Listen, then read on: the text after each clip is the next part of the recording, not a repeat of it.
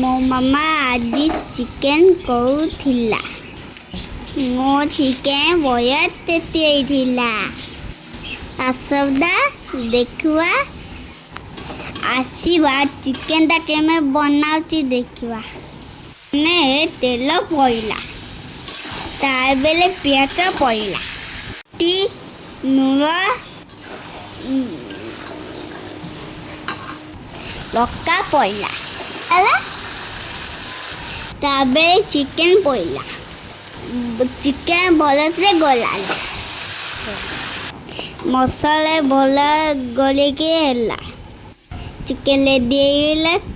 ଖାଇଲି ପକା ସାଙ୍ଗେ ଖାଇଲି ଭୟା ହେଇଥିଲା। ମୋ ମାମା ଭୟା ରୋଷେଇ କଲେ। I love you, Mama.